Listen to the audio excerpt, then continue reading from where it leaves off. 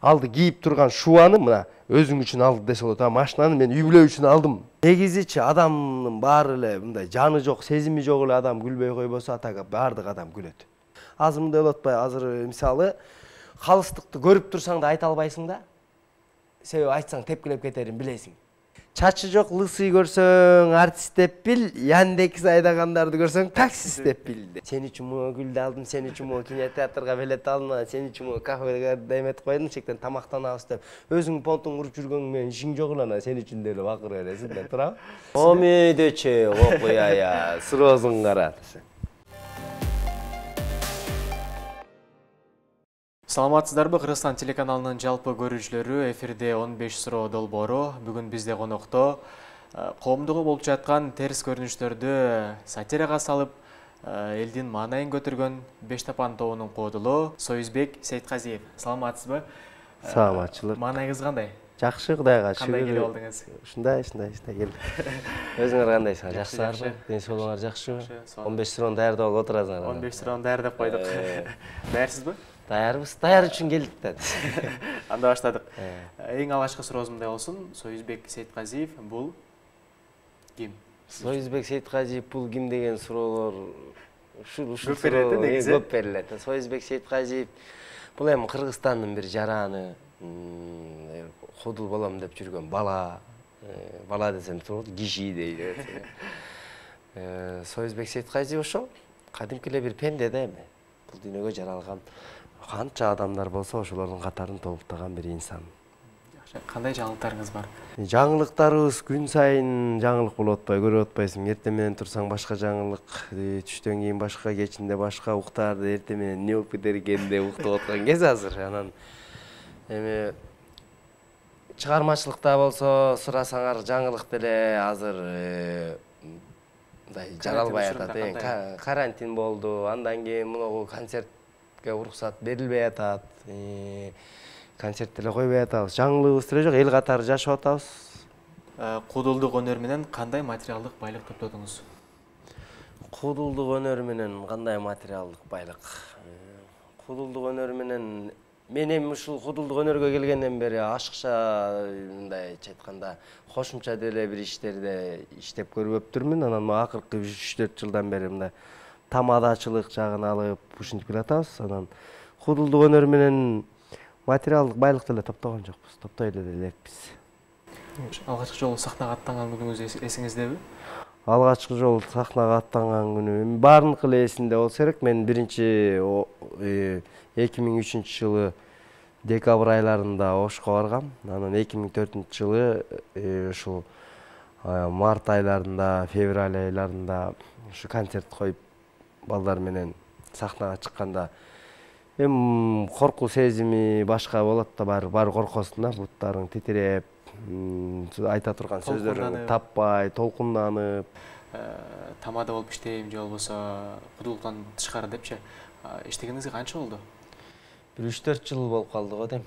3-4 жылдан бери тамада менен. Эми тамадабыз, той алып барабыз деп ютубтарга эмелерибизди киргизип, андай деле реклама деле кылбайбыз. Эми анан кээ бирлери болот да баягы. Сен кудул белең дейт, той алып барасыңбы дейт. Алып барып жүрөбүз, бирок ким десең, анда бизге кудул керек деп калып анан ушундай чакыруулар болуп калат. Анан барасың, той алып барасың. Анын ичинде шайыр адамдарды жакшы көрөт да. Скромный адамдарды жакшы көрөт. Анан ар кимдин баягы катмар болот да, ошого жараша эми коомдо кете берет да. Мисалы үчүн күлкүнү жакшы көргөндөр кудулдарды алып барат. Мындай көбүрөөк ойлонуп, мындай философияны жакшы көргөндөр мындай эмелерди алып барат. Тойдун ээсине көз каранды. Тойдун ээсине көз каранды. Бир эле учурда бир нече кыздар менен сүйлөшкөн учур болдубу? Омейдече, окуя, срозун кара. Азыр ачык айтсаң, бирөө эми жашырып койбой өзүнчө эле кыйын боло берет экен дейт. Жашырып койсоң эмне эле болуп атат дейт экен. Кыскасы айтор азыр бүгүнкү күндө эчтекеге жакпай турган кезде ушул суроону жөн эле коелучу десек. Макул. Рахмат. 4-нчү сурообуз мындай болсун. Кандай иштерди жасоодон рахат аласыз? Кандай иштерди жасоодон рахат аласыз? Өзү адам баласы бардык иштерди жасаганда рахат алам деп айтыштан алыс болуш керек. Себеби ар бир кишинин өзүнүн сүйгөн эмеси болот. Мисалы мен концерт койгондон рахат алам, чынын айтыш керек. Азыр концертти аябай сагындык. Өзгөчө концерттерде мындай чоң концерттерде баягы чыгып сүйлөп, элге жакшы сүйлөп, мындай күлдүрүп, ушундан рахат алам да. Элдер аябай күлгөндөн аркыркан майда чүйдө жумуштардан үй ичинде жумуштар болуп калат, ошолордон жүрө бересиң да. Кыска жумуштарды кылып, мындай чакан. 5-чи сурообуз. Жубайыңызды таарынтып алганда кантип таарынышын жасайсыз? Эми таарыныштын баардыгын эле бир эле эмеси кечирим суроода, башка эмес жок да. Сиз биринчи кечирим сурайсызбы, же болбосо жубайыңыз сурайбы? Эми кимден келсе ошол сураш керек го дейм. Бирок эми эркек катары биз сурап кое беребиз, анан постоянно кечирим сурай берсең көнүп калат экен, анан өздөрү деле өздөрү деле күнөө кетирип алса деле сурачу эле го, эмне сурабай атат деп кайра урушчу кара баштайт экен. Ошон үчүн мындай тактабаш керек экен муну. Кимден келсе давай бир кечирим сурайбыз деген, ошого келип алыш керек экен дегендей. Анан эми кечирим сурап койгондон андан эчтеке деле болуп кетпейсиң. Ошол мен көбүнчө кечирим сурап коем. Кечирип кой, ушундай болуп кетти, кыйкырып алдым, мынтип алдым, тигинтип алдым. Жубайыңыздын? Ооба. Кечирип кой десең эле. Ар ким өзүнө окшогондорду табат экен да жашоосундачы. Анан мен деле тест ичинен тест жазылып, тест таарынып ушундай болуп турам да. 6-чы сурообуз. Адамдагы кандай сапатты баалайсыз? Адамдагы эң жакшы сапаты бул чынчыл адамдарды баалашыбыз керек негизичи. Баалайбыз. Бүгүнкү күндө чындык айткан киши такыр бааланбайт. Бүгүнкү күндө чындык айткан кишинин баардыгы акмак, сволочь деп баардыгы урушат экен, ушундай экен. Себеби бирөөнү көкөлөтүп мактап коюш оңой экен. Ал менин да колуман келет экен, сенин да колуңан келет экен. Бирөөнү ылайга салып тебелеп ушундай жамандап коюш сенин да менин да колуман келет экен. Бирок калыс айткан киши жок экен да. Бул калыстыкты айтыш үчүн опол тоодой жүрөк керек экен бүгүнкү заманда. Ошон үчүн мен азыр ушул күндө мен эң калыс сүйлөгөн адамдарды сыйлайм, ошолорду урматтап калдым. Мында акыркы 1-2 жылдын ичинде. Калыс сүйлөгөн адамдардын сапатын баалайсыз. Баалайм да, ушул чыныгы сапат ушу экен да. Мында калп айтпаган, ачыгын айткан, көрүп турса. Азыр мындай болуп атпайбы? Азыр мисалы калыстыкты көрүп турсаң да айта албайсың да. Себеби айтсаң тепкилеп кетерин билесиң. Ушундай заманга туш болуп калдык да. Ошо калыс айткан киши жок. Мен да бир эмегимде чыгарып койгом, айланайын, кагылайындар, кыйкырып эле атабыз, баарыбыз эле өзүмчүл болуп калыппыз, мындай калыс айтпай калыппыз. Азыр шайлоо момундай допур атпайбы, ар бала болуп атпайбы, дүпүрүп атпайбы. Ар ким өзүнүн партиясын эле колдоп эле, меники болсо экен деп мамлекетти ойлогон киши жок. Ошон үчүн партияга бөлүнүп, анан калыстык айта албай калган үчүн мага калыстык айткан кишилер жагып турат азыр. Жакшы. Кандай адам күлбөйт? Кандай адам күлбөйт? Кандай адам күлбөйт? Негизичи адамдын баары эле мындай жаны жок, сезими жок эле адам күлбөй койбосо баардык адам күлөт. Күлбөй коюш мүмкүн эмес. Сиз ошо концерт коюп жүргөн учурда, мисалы сахнага чыкканда, адамдарды күлдүрө албай калсаңыз, кандай ыкмасын колдонуп ошол ситуациядан чыгып кетесиз? Бул күлкү дегенде адам көпчүлүк ойлойт да, сүйлөгөндө эле күлө бериш керек да. Ал күлкүдө мен тарбияда бериш керек, болуп аткан окуяны айтыш керек. Сенин сөзүңө күлбөсө да ынаныш керек да. Туурасын айтты деш керек да. Туура, чындыгын айтты деш керек. Чындыгын айтты, туура. Сен дагы ошондой күлкүгө, ошондой алчыыкканга аракет жасашың керек. Ошондо гүлсө дагы, гүлсө ыраазы болосуң. Күлүп атат, жакшы күлүп атат, түшүнүп күлүп атат деп. Кээ бири мындай карап отуруп, башын ийкеп отура берет, ага да ыраазы болосуң. Значит, туура деп кабыл алып атат деп. Анан кээ бири сотка чукуп отура берет, аларды по пути эле ошол учурда тамашалап өтөсүзбү? Ошол по пути ошолорду тамашалап, анан залды күлдүргөнчө аракет жасайсың. Анан ал да мындай карайт, юморго жакшы киши болгон болсо күлүп коет, юморго жок болбой турган болсо мындай карап жаман көрүп коет. Ушундай эле. Өзүңүздүн кызыкчылыгыңыз үчүн эмнеге даярсыз? Адам баласычы өзүнүн кызыкчылыгы үчүн баардык нерсеге даяр болот. Анан эмете беребиз, калп элечи, мен мындай, анан тиги бу тиги. Муну кылбайт болчумун деп берет, Бүт адам баласы өзү үчүн жашайт экен. Мен муну тамаша иретинде айтайын деп жүрөм да, сен үчүн жашап атам, мен сен үчүн кылып атам, анан сен үчүн минттим, анан кийин тигинтим дегендерге мен түк ишенбейм депчи, мындай. ишенбей калдым деп. Мисалы үчүн сен деле бир бойдоксуң да. Бир кызга барсаң, гүл алып барсаң, айтасың, сен үчүн могу гүлдү алдым, сен үчүн могу кинотеатрга билет алдым, сен үчүн могу кафеге эметип койдум, шектен тамактанабыз деп. Өзүң понтуң уруп жүргөң менен ишиң жок эле, сен үчүн деле бакыра бересиң да, туурабы? Кыз деле ошондой эле чыгып келет да, анан сиз үчүн тигине байкем алдап чыктым, анан сиз үчүн минттим да. Ал деле өзү үчүн чыккан болот. Анан өзүң үчүн балалуу болосуң, өзүң үчүн үйлөнөсүң, өзүң үчүн жашайт экенсиң да, жашоодочу анан кийин эле бирөөлөргө милдет кылат экенбиз да. Биз сен үчүн анан бала тарбиялап атканда деле сен үчүн кылып атам мен, сен үчүн жер сайып башым иштеп жүрөм дейт да. Көрсө, по идее, ошо баланы өзүң үчүн тарбиялап аткан болот экенсиң да, картайганда кыйналып калбайын деп элечи, өзүң эле иштериң экен негизичи. Анан үй бүлөдө деле карасаң, аялыңа же болбосо үйгө машина алсаң, эркек киши машина алса, аял жини келет да. Өз үчүн алып алдым, өзүң үчүн алдың да, кечеде мактанайын деп досторуңа, үйдө бул жетпей атса дейт. Анан жинин келип айтасың, буну мен силер үчүн алдым, мен эки жака алып барайын. Жак деген, өзүң үчүн алдың деген, анан жини келип кетип, анан күйөөсү кыйкырат да. Алды кийип турган шубаны мына өзүң үчүн алдым десе болот, машинаны мен үй бүлө үчүн алдым десең, мен бул шубаны эмне өзүм жыргаганыман алдым дейсиң, ушу баланчанын аялы кыйналып калбасын деп, сен үчүн алдым деп кайра сага сайрат да. Ошо жашоодо бири-бирибизге сен үчүн бул шултоо.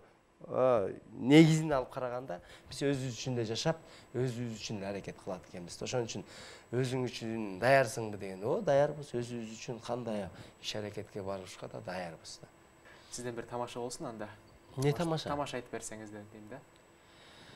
Эми азыр тамаша күлүшөбү экен, күлүшпөйбү экен, азыр негизи тамаша айта турган деле учур болбой атты азырчы. Анан антейин десең, мындай интернетти карасаң, интернеттин баары эле тамаша, мындай карасаңчы, мына посттор жазылып атат, ар ким ар кандай жазды. Мен жаздан баштап ушу күнгө чейин жазылган постторду жыйынтыктап күлүп жүрөм да. Мисалы, жазда башталып, пандемия башталып кеткенде, ырчылар чачтарын алып бири-бирин эметип баштаганда, эметип пост жазды да. Чачы жок лысый көрсөң артист деп бил, Яндекс айдагандарды көрсөң таксист деп бил деди. Ушинтип жүрүш да. Чачыңарды алып чалчаңдабай элге жардам бербейсиңер деп. Сизге ошо карантин учурунда чач кыркуу же сакал өстүрүү деген алдырган эчтеке келген жок. Мен ушу чачымды деле ойлогон жокмун. Анан ушундай посттор чыгып атты да. Көрүп аттың, бир карап күлөсүң. Андан кийин кече жакында эле дагы бир пост чыгып кетти. Туурабы? Жазда ун талаштык, жайда дары талаштык, күздө кресло талашып атабыз. Эми кышта ынтымак талашып эле жакшыраак болуп калсак жакшы болот эле депчи. Анан азыр көрүп отуруп эле күлкүлүү нерселер аябай эле көп азыр. Жигитке 70 өнөр аздык кылат дейт. Сиздин кудулдук өнөрүңүздөн тышкары дагы кайсыл өнөр сизде бар? Адам баласында көп эле өнөр болсо керек. Негизичи жигитке 70 өнөр аздык кылат деп биздин ата-бабаларыбыз бекеринен айтпаса керек. Эгерде мына мисалы азыр биз кудулчулук менен концерт коюп жүргөнбүз да, жүрүп эле ушу менен оокат кылабыз деп аттык элек. Пандемия келди, оору келди, наркоберт келди, айтор жабылып калды, бардык нерсени кыла албай калдык. Тамадачылык менен оокат кылалы деп келсем, тамадачылык деле той-пойлор жабылды. Анан эмне кылыш керек? Анан ойлонот экенсиң да, мындай иш келет экен, тигиндей иш келет экен деп. Кыскасы, адамдын башына иш түшсө, бардыгын аткарууга даяр экенине мен толук ынандым да, ишендим. Жакшы. Биринчи сурообуз, баарын акчага сатып алса болот дегенге кошуласызбы? Жок, кошулбайм. Акчадан да кымбат нерселер бар. Акчага сатылбаган да нерселер бар да. Акчага сатылбаган нерселер толтура да. Аны биз билбей эле азыр бүгүнкү күндө таанышың бар, танкасың, таанышың жок, маңкасың, пулуң болсо калтаңда, ойногүлдө, талтаңда деп ар ким ар кандай нерселер жазып атат. Бирок бүгүнкү күндө өкүнүчкө карай ушундай болуп калды. Адамдын баалуулуктары жоголуп кетти. Мисалы үчүн өзүбүздү баалай албай калдык да. Мисалы үчүн 2000 сомго сатылдык, көрдүңөр да. Чубак ажы байкуш деле айтып кетти. Силерге караганда проститутка кымбат турбайбы деди. Ошондо деле болбой эле сатылдык. Анан ошондон улам ушул суроолор азыр мындай актуалдуу болуп атат да, мындай. Акчага баарын сатып алса болобу десе, көпчүлүк ойлонбой туруп болот деп коюшу да мүмкүн да. Болбойт, акчага сатып ала албайсың, ала албай турган нерселер бар жашоодо. Толтура нерсе бар. Жакшы. Мисалы үчүн акчага жакшы жашоо сатып алам деп ойлойсуңбу? сатып ала албайсың. Жакшы жашоо сатып ала албайсың. Аны мээнет менен гана барасың, сүйлөшүүлөр менен барасың. Мүмкүн бир мисалы үчүн бойлошу мүмкүн. Акчам бар, мен любой кызды алып бактылуу болуп жашайм деши мүмкүн. Аны сатып алдың дейин. Анан бир күн акчаң түгөнөт. Түгөнгөндө сүйүң да түгөнөт. Кээде баягы пикир келишпестиктер болуп калат. Ошондон анан кетет да. Анан ошондон улам ойлойм, мен акчага баардык нерсени сатып ала албайсың. Ден соолук сатып ала албайсың. Мүмкүн эмес ал. Чин деген сөздүн маанисин билесизби? Чин деген сөз бул даражада. Толтура да, звание, даража. Ошол. Мисалы үчүн чинине жараша кете берет. Чин талашып мыш отпойлук азыр. Азыр мына лак ошо. Ошол учур азыр. Нак ошол учур азыр. Чин талашып аткан кез. Эгерде сиз президент болуп калсаңыз, анда өлкөбүздү кантип өнүктүрөт?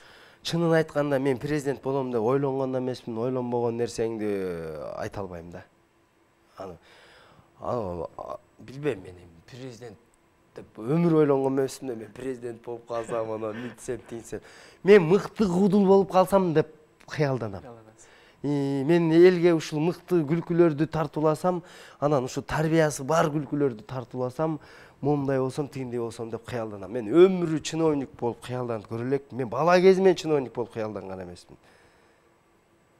Анан президент болуп калсам, мынтип коем, тигинтип коем деп баары эле бакырып коюш оңой. Анан президент болом деген кишилер дагы кыйкырып келат. Мен мынтип коймокмун, тигинтип коймокмун деп кыла албай атышпайбы анан. Болгондон кийин дагы. Болгондон кийин кыла албай атышпайбы.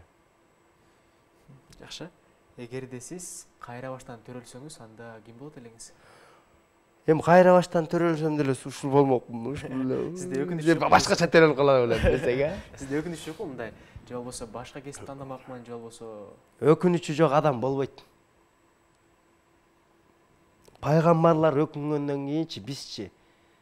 Биз өкүнбөй жашадык айта албайбыз. Биздин өкүнүчтөрүбүз көп да, жаза баскан жолдорубуз бар, кыйшык кеткен жерлерибиз бар, туура эмес сүйлөгөн нерселерибиз бар, көптөгөн адамдардын көңүлүн ортуп койгон жерлерибиз бар. Эми биз периште эмеспиз да, бизден дайыма ката кетип турат экен да. Өкүнүчтөрүбүз көп. Аларды эстегенде аябай жакшы адам болгуң келет. Мындан нары кой жакшы жүрөйүн, түз жүрөйүн, минтейин, тигинтейин деп оңолуп түздөлүп чыйралайын десең эле, анан коомдо болуп аткан нерселерге кайра өзүң кантип кирип барып, өзүң кантип ушундай нерселерди кыла бергениңди билбей каласың да. жакын арада бизде кандай жаңылыктар менен кубатасыз? Кандай жаңылыктарыңыз бар? Бизде жаңылыктар толтура, жакшы концерттерди коелу деп аракет кылып элатабыз. Жазып койгонбуз, бардык уруксат берилбей атат да. Мисалы азыр концерт коебуз, бизге уруксат бербейсиңби? Биздин жумушубуз жок калды деп бакырып площадька чыксаң, кыйкырат тура. Сенин эле жумушуң жок калып турбу? Баардын жумуш жок. Ооруп атканда мындай бул кандай, бул элдин эмесин ойлогондо. Ошон үчүн биз азыр күтөбүз, болгону күтөбүз. Качан мамлекеттеги ишканалар, мисалы жана театрлар, мисалы үчүн маданият үйлөрү иштей баштаганда, биз ошо концерт кое баштап, ошондо жаңылык айтылат экенбиз. Ата чыгармачыл адамдар эми стол жазып алсакчы, эми бир буюм жазып алсак, муну жазадым деп көрсөткүлөй. Биздики болгону жаңылык сатиралар жазып айтыш керек экен, ошо жаңылык ошо. Сатираны коомчулукта болуп жаткан окуялардан аласыздар. Болуп жаткан окуялардан алам. Мисалы болуп эле, мисалы трагедияда болушуп калышы мүмкүн сатираң, кээ бир сатираңчы. Мисалы кече жакында эле мына кыргызда айтат го, ат тери кургай элек дегендей, ак үйдө алынган анча деле көп убакыт боло элек да. Мисалы үчүн ошо бекте ызычу болуп чуркап жүргөндөрдүн али кече тери кургай элек да, дагы деле чуркап жүрөт депчи турабы. Анан ошондо бир дос бала суроо берип атат. Жана ак үйдү бир күндө биз уктап калсак эле алып коюптур, милициялар каякта жүрүптүр дейт. Анан айттым, айланайын, жана анча элди көргөндө милиция эмес, ак үй менен карагайлар деле качып кетейин деди, просто жаны жок эле калып калдылар депчи. Анан бул чындыкты айтсаң эле азыр чычалап кетип атышпайбы? Анан ак үйгө кирди. Мен ошо жерде жүрдүм, мен делечи жүрдүм да, мындай ошо эл менен барганбыз да, шайлоону тааныбайбыз деп барып алганбыз. Анан кийин көрүп ак үйгө кирип 7 этажга чейин чыгып 7 этаждан мына соцсет тармактардан көрдүңөр мында арактар, коньяктар турабы, винолор, революцияга жасап кирдик деген балдар эмне ал дегенде ошекте турган экен, ичип көрүштү да. Ичип көрүшүп эле монтип креслодо отуруп калды эле, мен тамашага салып айттым. Бир сааттын ичинде эле ошекке кирип эле адамдар коньяк винолорду коюп эле кайф кылып эле монтип отуруп калды. 5 жыл отургандар почти эле дуп эле отурган окшойт. Анан мамлекеттин тагдыры чечилип аткан жерде арактын турганын көрүп, ойлонбой койбойсуң да. Биздикилер ошо тойдон келип эле баш жазып эле кайф болуп алышып эле ар кайсы жерге эле обещать этип эле берчү нерселерди бере бериш керек окшойт. Сага биягы, давай элечи депчи анан. Бул ойлонтпой койбой турган нерсе. Ушундай сатиралар, ушундай юморлор эми айтылыш керек да, бул деген чындык да. Эгерде чоңдор жөнүндө сатира айтылып кала турган болсо, сиздерде мындай чалып коркутуулар болобу? Балким СМС билдирип Эми мүмкүн өтө бир жогорку деңгээлде айтып койгон агаларыбызды коркутуп аткан, коркуткандыр. Мисалы үчүн Тынар акени, Абдулла акелерге ушуларга чалуулар болушу мүмкүн. Мен сатираларым эгерде көрүп жүргөн болсоң, мен андай деле жогорку деңгээлде аларды шоо, мен болгон ортодо калыс гана чагылдырып бергенге аракет жасайм да. Бир тарапты болуш керек да. Мисалы, азыр отуруп алып кыйкырып атпайбызбы? Бийлик акмак экен, мындай экен, тигиндей экен депчи, өзүбүз тим эле периште катары сезипчи, биз эл акмак экенибизди мойнубузга ала албай атабыз да. Себеби биз сатылдык да. Мисалы, Кыргызстан партиясы, Биримдик партиясы, ана Мекен Кыргызстан партиясы бул элди сатып алды да. Ошондо сатып алганда 700 миңге жакын адам добушун булар үчөөнө бөлгөндө ошончо тие атпайбы? Почти миллионго жакын адам сатылды. Бул сатылды да, ошол адамдар саткан эме эмне? Анан ал мамлекетти чоңдор жеп атат, анан тонуп атат деп айтканга моралдык акысы да жок алардынчы. Турабы? Эгерде мен 2000 сом акча алып койгон болсом, мен антип айтканга акым жок да. Сенин деле акың жок да. Албаган кишилер кыйкыр азыр могу Фейсбукта отуруп баары эле баатыр болуп атат да. Тиягын тияка кыймылып, бияга жоңгой убакыт көрсөтөт баары. Телефондун артындагы батырларбы? Жок, Чубак ажы айтчу эле го. Фейсбуктун артындагы батырлар дейт эле. Ошондой да. Сиздин жолуңузду жолдоп, уулуңуздагы кудул болом десе, сиз эмне келесиз? Эчтеке дебейм. Макул дейсиз. Макул эле дейм. Адам тандоосу болуш керек. Мисалы, уста болом деген баланычы, уста болом мен жыгач уста болом деп ошого кызыгып жүргөн баланы жок, бас сен конторго иштешиң керек деп апарып бухгалтер кыла албайсың да. Окутуп ата энеси үчүн окуп барып коюшу мүмкүн. Себеби буну биз көрдүк да. Мисалы, Кыргызстанда мындан мурда биз 11-дү бүтүп аткан кезде, мен 2003-жылдары деп коелу, баары юрист болгусу келчү да. Ошол жылдары юрист болобуз деп эле бүт эле юрист болуп окуй беришчи. Азыр Кыргызстанда юрист көп, ошон үчүн аябай мыйзамдашып атабыз. Ызычы болуп атабыз, жазышып. Анан баарыбыз юрист болуп, баарыбыз сот болуп алсак, кимди соттойбуз дегенде сөз бар да. Кыскасы уулуңуз сиздин жолуңузду жолойм десе, эч кандай каршылык? Эч кандай каршылыгым жок. Макул эле болсо. Кандай ишке жөндөмдүү болсо, ошого карап баланы салыш керек да. Акыркы сурообуз, Кыргызстан сиз үчүн эмне? Кыргызстан мен үчүн мекен. Кыргызстан биздин мекенибиз. Кыргызстан бул мындай сөз менен айтып жеткире албайсың муну үчүн. Кыргызстан деген мына көрүп атпайлыкпы? Бүгүн Кыргызстандын акыбалы кандай болсо, биздин акыбалыбыз ошондой болот экенин көрүп атат. Биз Кыргызстан менен биз байланыштабыз. Эгерде Кыргызстан жоголо турган болсо, биз да жок болобуз. Эгерде Кыргызстан өнүгүп өркүндөй турган болсо, биз дагы өнүгүп өркүндөйбүз. Ошон үчүн Кыргызстан биздин киндик каныбыз тамган жер, биздин киндигибиз менен байланыштуу бир биздин мекенибиз да. Кыргыз жерин сактайбыз, коргошубуз да керек, сакташыбыз да керек. Анан Кыргызстан жөнүндө көбүрөөк ойлонсок, мекен жөнүндө эле көбүрөөк ойлонсокчу, биз өзүбүз жөнүндө ойлонгон болобуз да. Сизге эркин микрофон, келиңиз анда. Кандай микрофон? Эркин микрофон. Эми биринчиден чакырганыңарга чоң рахмат. Канчалык деңгээлде жакшы маек болду аны көргөндөр айтат. Анан бизди көрүп отургандар, силердин ишиңерге ийгилик, ден соолугуңар мыкты болсун, өлкөбүздө тынчтык орноп эле адилеттүү башчылар бизди башкарганга насип кылсын. Анан биз дагы ошо адилеттүү башчылардын айтканын уга турган адилеттүү эл болгонго Кудайым насип кылган болсун. Ишибизде дайыма ийгиликтер коштоп жүрсүн. Кыргызстанды орус-урукко каптабай, могу болуп аткан кырдаалдан жеңил желпи чыгып кеткенге Кудайым өзү эле жардам берген болсун. Сиздердин ишиңиздерге ийгилик, баардыгыңыздарга ден соолук каалайбыз. Ушул менен бизге бөлүнгөн убакыт дагы соңуна келип жетти. Кайрадан эфир аркылуу амандашканча сак саламатта туруңуздар.